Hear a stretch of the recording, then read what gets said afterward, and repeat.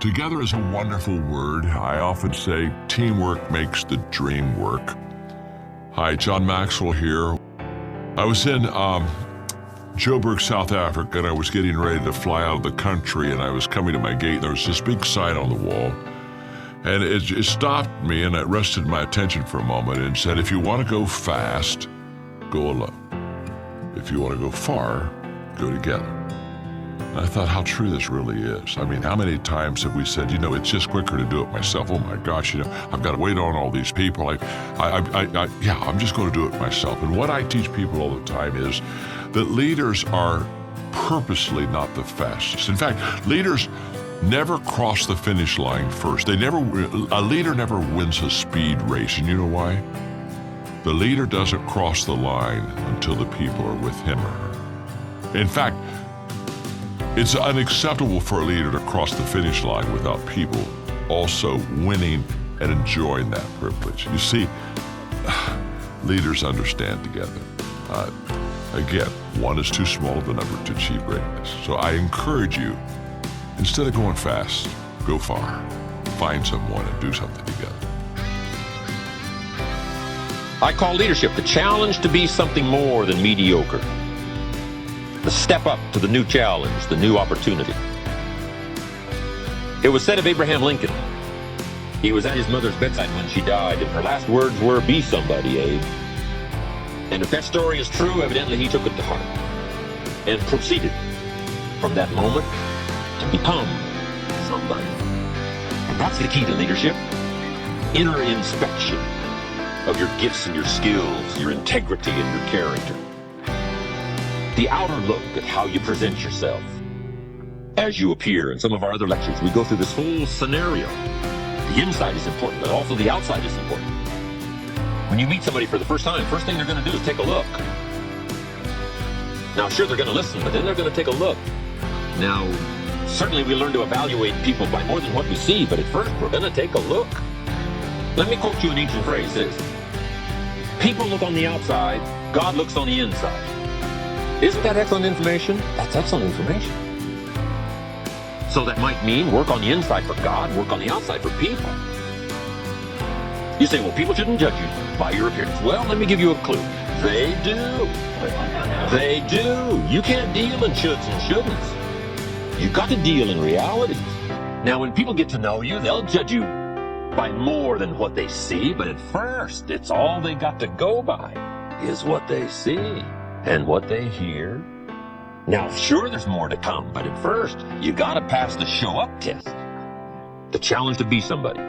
Let me just give you a brief list. Be somebody wise. There's no substitute for smart. Threats don't make up for smart. Right? Volume and shouting doesn't make up for smart. There's no substitute for smart. Be somebody strong. Strength is attractive. And there are many ways to be strong. Decision-making, character, language, right? As well as vitality and health. There's a lot of strengths, and they're all attractive. But let me give you now the refinement of leadership skills. Here it is. Learn to be strong but not rude. This is refinement. These are the extra steps to become a powerful, capable leader with wide range of reach. Some people mistake rudeness for strength. It's not even a good substitute. Next, be kind but not weak. We must not mistake weakness for kindness. Because kindness isn't weak. Kindness is a certain kind of strength.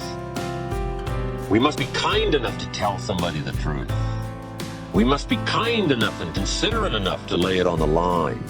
We must be kind enough to tell it like it is and not deal in delusions. That's a sense of kindness. Not weakness, but kindness.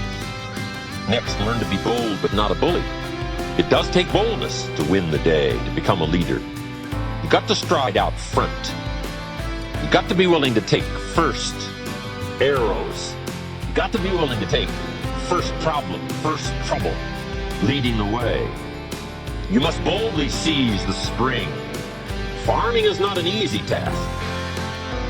You must press the seeds into the soil. I think all of us would relate farming to hard work. Hard work, planting the seed, letting it grow, defending it against all of the encroachments of bugs and weeds. We call it not an easy task, but that's one of the best illustrations I know of life. If you want any value at all come harvest, you gotta press, you gotta be bold, you got to seize it. The high life is not for the timid in the job. Here's the next one, be humble but not timid. Some people mistake timidity for humility.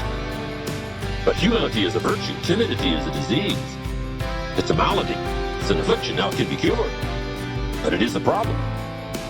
But humility is an almost godlike word, a sense of awe, a sense of wonder, a sense of dimension, a sense of understanding the distance in worth, value, an awareness of the human soul, the spirit, something unique about the human drama versus the rest of life.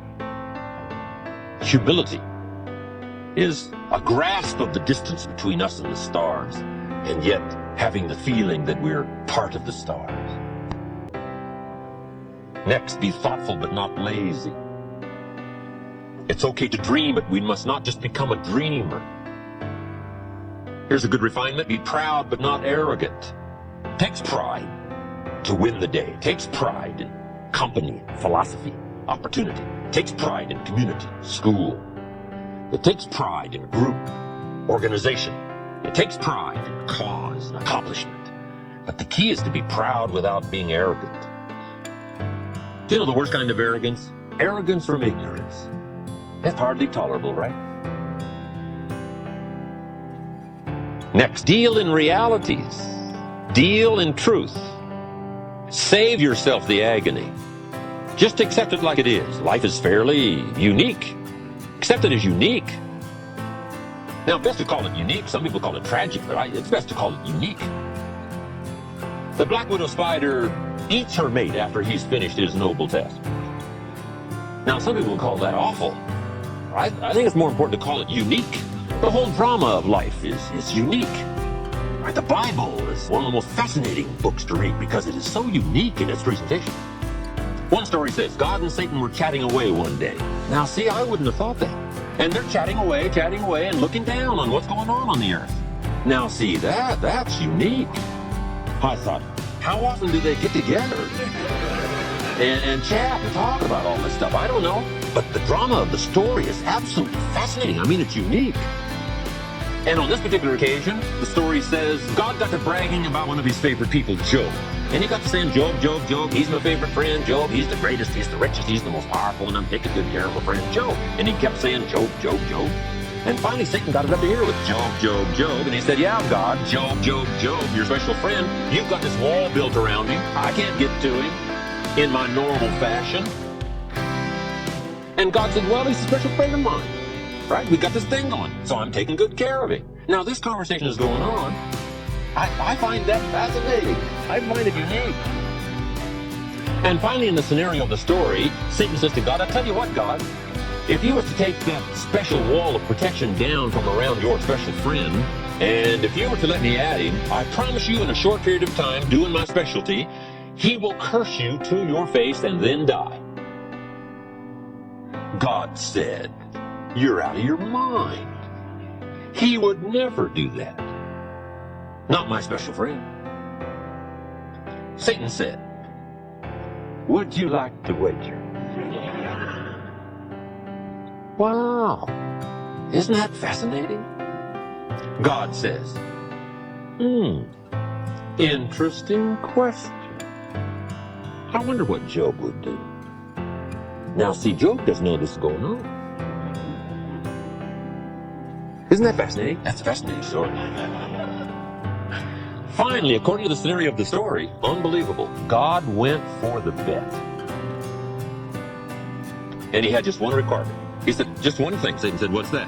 God said, well, you can't kill him. Because he's my special friend. Satan said, okay, I don't need to kill him.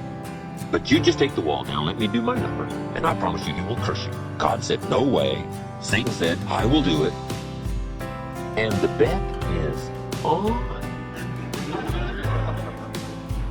Isn't that fascinating? That's fascinating. According to the terms of the wager, God did as he was required by the wager, and he took the wall down from around his special friend. And when he did, according to the story, Satan did one of his all-time famous numbers on the man. First took his family. Second, took his wealth, destroyed it. And below three, took his health. That's called triple blow. Your family, your fortune.